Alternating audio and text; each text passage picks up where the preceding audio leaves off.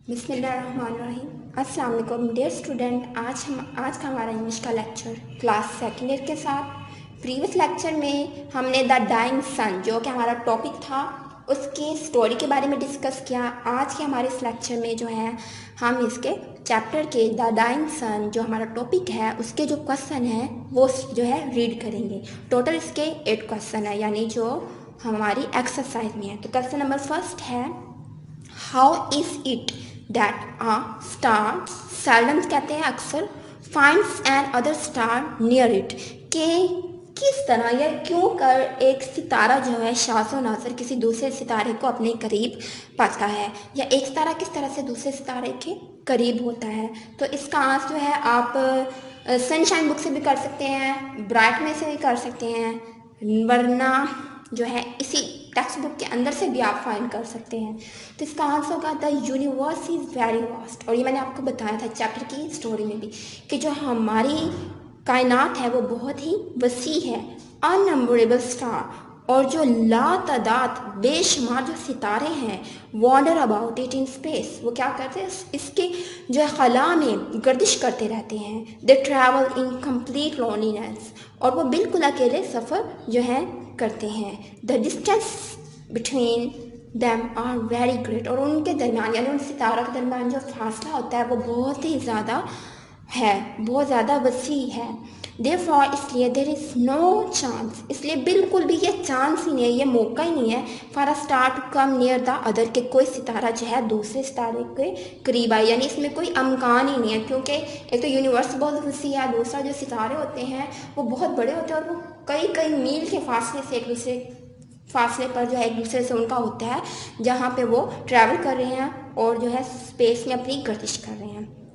तो और ये फर्स्ट वाला इंपॉर्टेंट भी है। क्वेश्चन नंबर 2 है, व्हाट हैपन, क्या हुआ, व्हेन, जब, according to sir James James, यानी जो मुसन्निफ का नेम है सर जेम्स जेम्स के मुताबिक क्या हुआ।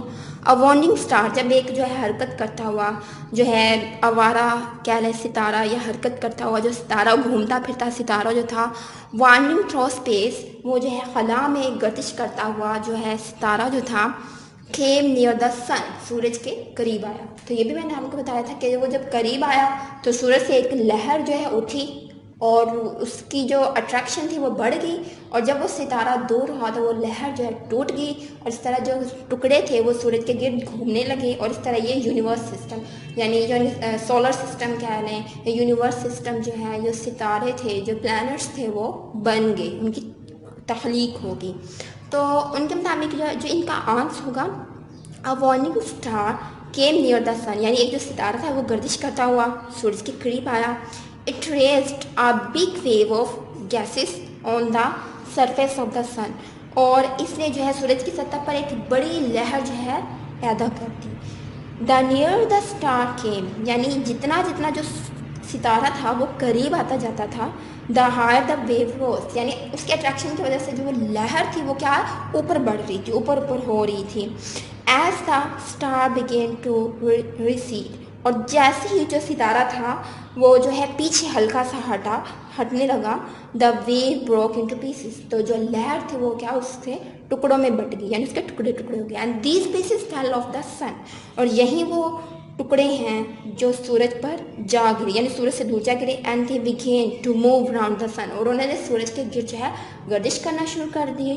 दे came to be now as a planets, और ये जो है सियारे के तौर पर जो है पहचाने जाने लगे। And our earth is one of them, हमारी जो ज़मीन है वो भी उन्हीं टुकड़ों में से, उन्हीं सियारों में से एक सितारा है, यानी वो हमारी जो अर्थ है वो भी वैसी है। क्वेश्चन नंबर 3 है, व्हाट हैपन, क्या हुआ, when the warning star came near and near, यानी वो कहते हैं कि क्या हुआ कि जब एक गर्दिश करता हुआ जो सितारा था वो करीब से करीब तर आता गया। तो इसका जो आंसर है ये भी जो है जो मैंने आपको अभी बताया ये भी सेम ही है, यानी इसका भी यही आंसर होगा जो मैंने अभी आपको सारी स्टोरी डिस्कस की है। तो क्वेश्चन नंबर जो 4 है हमारे पास ये है, क्वेश्चन नंबर 4। ये 4 टाइप के क्वेश्चन उन्होंने दिए हैं और इनका आंसर सेम ही है। 4 जो है what are planets and how did they came into existence, कि सियारे क्या हैं और ये किस तरह से वजूद में आए। तो सेकंड वाला, थर्ड वाला और फोर्थ वाला, इन तीनों क्वेश्चन का जो आंसर है वो सेम है, सिर्फ इन्होंने क्या है थीम जो है वो डिफरेंट करके दिया हुआ है कि पेपर में ऐसे भी आ सकता है, ऐसे भी आ सकता है और इस तरह भी आ सकता है। तो क्वेश्चन नंबर 5 है, why is there no life on the stars, के दूसरे सितारों पर ज़िंदगी क्यों नहीं है। ठीक है, ये बहुत इंपॉर्टेंट है। तो कि ज़िंदगी के लिए हर चीज़ का जो है बैलेंस होना ज़रूरी है। जो बेसिक चीज़ें हैं, हवा, पानी, दर्जा हरारत, तो ये चीज़ें कंपल्सरी होनी चाहिए। Life can exist neither in extreme cold nor in extreme heat, यानी जो ज़िंदगी है ना तो बहुत ज़्यादा ठंड को बर्दाश्त कर सकती है और ना ही बहुत ज़्यादा हरारत जो है उसके अंदर वजूद पा सकती है।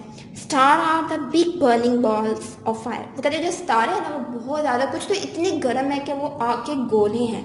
And they are very hot, वो बहुत ज़्यादा गर्म है। And life would melt away there, और वहाँ पर ज़िंदगी क्या हो जाएगी, वो पिघल जाएगी, सिरे से ही ख़त्म हो जाएगी। Therefore there is no life on the stars, इसलिए जो ज़िंदगी है दूसरे सितारों पर वजूद में नहीं आ सकती। उसके बाद है question number 6, right a note on the beginning of life on the earth, यानी ज़मीन पर ज़िंदगी किस तरह वजूद में आई, इस पर जो है मुझसे नोट लिखें। ये बहुत इंपॉर्टेंट है, very important question of this chapter. इसका आंसर होगा no one knows how when and why life came into existence, यानी कोई नहीं जानता कि ज़िंदगी कैसे, कब और क्यों वजूद में आई। सर जेम्स सेज दैट, लेकिन सर जेम्स ये कहते हैं that somehow a simple living organism came into existence, कि एक सादा, शुरू में एक सादा एक हुलिया था जो है जरसोमा था जो कि वजूद में आ गया। देन फिर it developed into a certain form, और फिर ये क्या एक हतमी शक्ल इख्तियार कर गया। फाइनली आखिरकार it change into human beings, आखिरकार ये क्या एक मुकम्मल इंसान बन गया। In this way life began on earth, इस तरह जो है ज़िंदगी वजूद में आई ज़मीन पर। लेकिन मैंने आपको सारी वो सूरत हज की आयत बता दी थी जिसके अंदर अल्लाह ताला ने सारा बता दिया कि इंसान जो है किस तरह बना, उसके एक एक अकाई के बारे में बता दिया। क्वेश्चन नंबर 7 है, why is the universe of which our earth is a part so frightening? Give as many reasons as you can, यानी वो कहते हैं हमारी जो ज़मीन है, ये हमारी जो ज़मीन जो है ये कायनात का एक हिस्सा है, ये इतनी डरावनी क्यों है, यानी ये जो कायनात है इतनी डरावनी क्यों है, आप इतनी सी वजूहत बयान करें जितनी आप कर सकते हैं, यानी हमने रीजंस बतानी है कि क्यों हमें ये लगती है। तो इसका आंसर करता है universe is frightening to us because of its wide distances and long stretches of time, यानी एक तो इस वजह से हमें ये कायनात जो है ख़तरनाक लगती है, डरावनी लगती है कि अपने वसी और इस फासलों और ज़मानों की वसतों की वजह से हमें डरावनी लगती है। और दूसरा ये क्या है कि we feel lonely on our little earth, कि हम जो है ना अपनी छोटी सी ज़मीन पर तन्हाई का एहसास हमारे अंदर होता है। Because there is no science of life elsewhere in the universe, क्योंकि हमें इस ज़मीन के अलावा कहीं भी पूरी कायनात में कहीं भी जो है ज़िंदगी का एहसास जो है वो नहीं होता, इसलिए हमें जो है डर लगता है। तो लास्ट क्वेश्चन है, व्हाट इन योर ओपिनियन, आपकी राय में क्या है, should be the condition necessary, यानी कौन सी ऐसी हालतें हैं जो लाजमी है for the kind of life, ज़िंदगी के इकसाम के लिए, we not exist on other heavenly bodies, do such conditions generally exist, यानी वो कह रहे हैं कि ऐसी कौन सी सूरत हाल हैं आपकी राय में जो ज़िंदगी को जिसे हम जानते हैं, क्या दूसरे अजराम फल्की पर जो है वजूद में आने वाले कौन से हालात ज़रूरी हैं, कैसे हालात मौजूद हैं, यानी किसी और प्लैनेट पर ज़िंदगी वजूद में आई हुई है, आ सकती है, कैसे हालात मौजूद हैं, क्या कोई ऐसा प्लैनेट है या नहीं है, ये हमारी राय के बारे में। Certain suitable condition are necessary for life to exist, सबसे पहली बात तो यह है कि ज़िंदगी के वजूद में आने के लिए चंद मुनासिब हालात ज़रूरी हैं।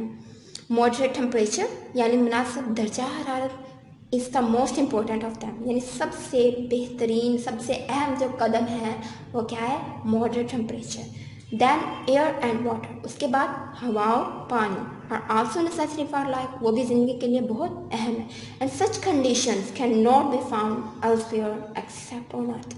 तो इस तरह की जो हालतें हैं ज़मीन के अलावा अभी तक किसी दूसरे प्लानट पर जो है वो डिस्कवर नहीं हो सकी, तो इसलिए जो है सिर्फ ज़मीन जो है यही अभी तक जो है ज़िंदगी के लिए काबिल है।